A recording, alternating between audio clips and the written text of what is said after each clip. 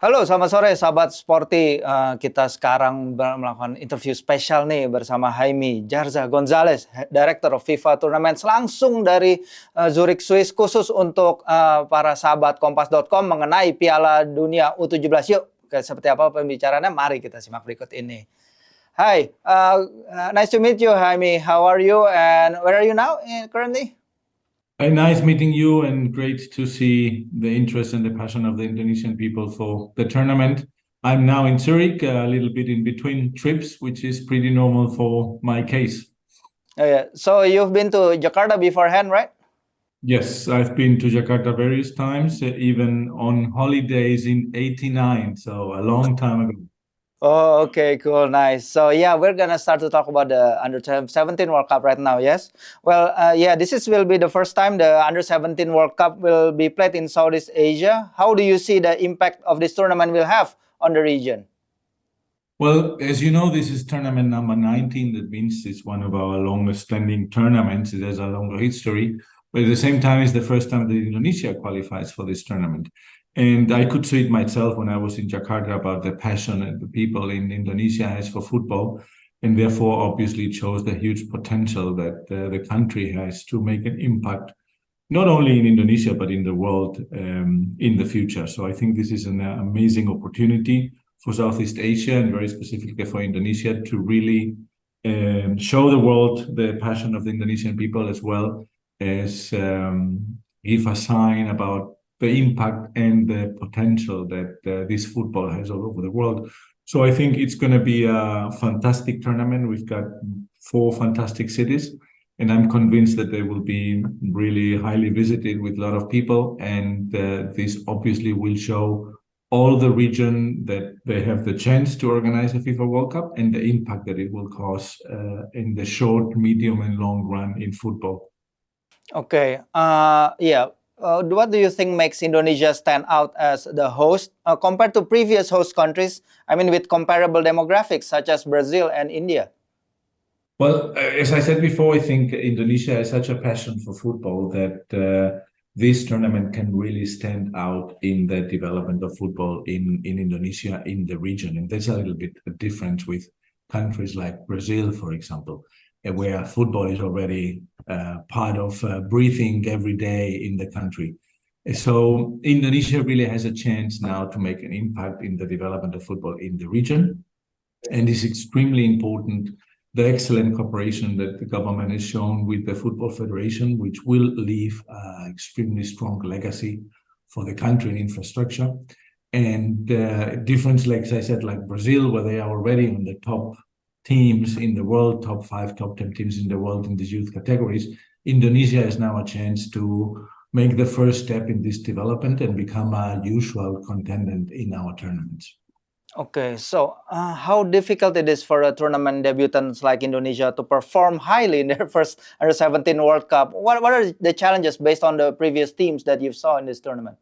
Well, for me, one of the main challenges that Indonesia is how to cope with the pressure. They are playing at home, they are playing in front of their people, and they know they have very strong teams playing against them. Luckily, obviously, with the draw, having them placed in the first group with the strongest ranked teams allowed them to avoid some of the powerhouses that will be there. But let's not forget that these are the 24 best teams in the world, the 23 plus Indonesia. So it's going to be extremely difficult. I think if they can cope with the pressure of playing at home in the first match and get a good result in the first match, they have a good chance to move on in the tournament. Okay.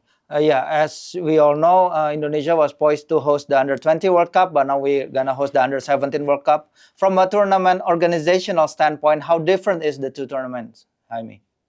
Well, from an organization perspective, there are not many differences. It's really 24 teams, and we need the same number of stadiums, training sites, and in general, the infrastructure is very similar. As you know, the Under-20 has some of the top paid players in the world, therefore the demands are a little bit higher. But from an organizational perspective, it's really a very, very similar tournament. Okay. And as we all know from the previous tournament, this Under-17 World Cup manages to attract a lot of people to the stadiums, like 100,000 came to the stadiums in Mexico and up to 60,000 to watch England plays in India. What does this say about youth football tournaments? Well, it shows the importance of football in the world, that people not only want to see the big stars, they also want to see the future stars. And this obviously attracts a lot of people to the stadiums. And this is extremely important because also what we intend to do with these tournaments, there are various things, various targets that we have, but one very important target that we have with these tournaments is to attract families to the stadiums, really convert not only the usual fan, but be having parents with the kids being able to visit the stadiums, enjoy the atmosphere of a World Cup, which is a very special atmosphere.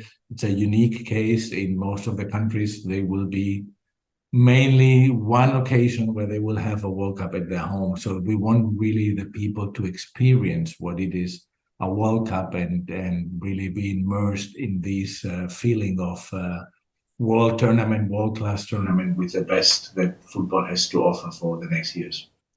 Okay, and so you have seen a lot of talents going through this age group. We know all the big names out there, Osimhen, Phil Foden and everything.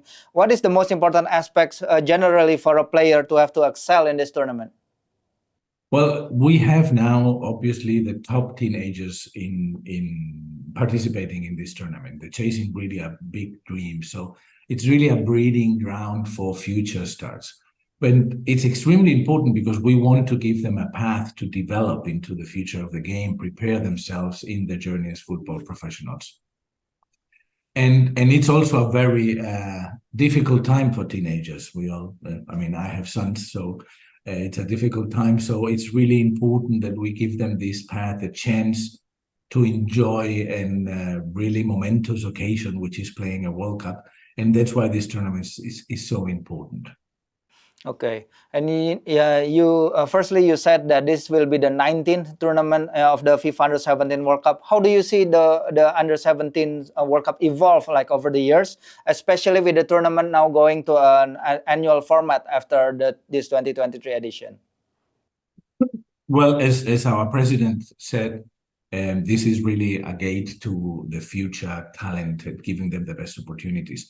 And I think the FIFA realized that we were missing a generation every year of talented players that did not have the chance to play in this tournament by having it every 2 years in a moment which is so extremely important in their development. And also, as I said before, a difficult time in their lives when they are becoming teenagers and have a lot of other things in their mind and a lot of other gates and doors that are opening. So really moving onwards to increasing the number of teams is not only the fact that it's being played every year, it's also increasing the number of teams to 84 will really help us to grab all these talents and give them this unique opportunity, which is playing in Under-17 World Cup.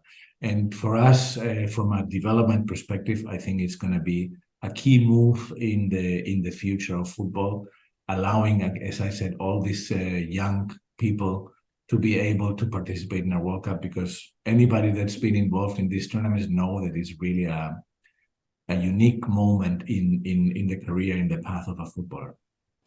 Okay, thank you. Finally, with less than 100 days going to the tournament, do you have maybe a message for the Indonesian people for this Under-17 World Cup? Well, I don't have to appeal to the passion of the Indonesian people because I know they love football, so that's the good side.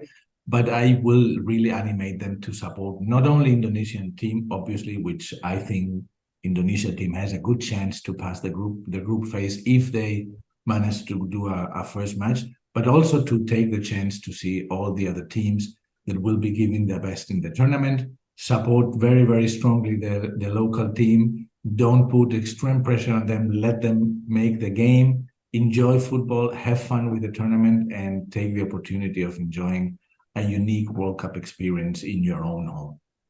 Excellent. Thank you so much for your time, Jaime Yarza, Director of FIFA Tournaments, talking to Kompas.com. Thank you.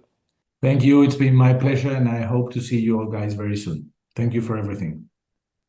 Ya, sahabat Kompas.com, begitulah wawancara singkat kita dengan Jaime Yarza Gonzalez. Dia adalah Direktur FIFA Turnamen yang nanti akan hadir langsung di Piala Dunia U17.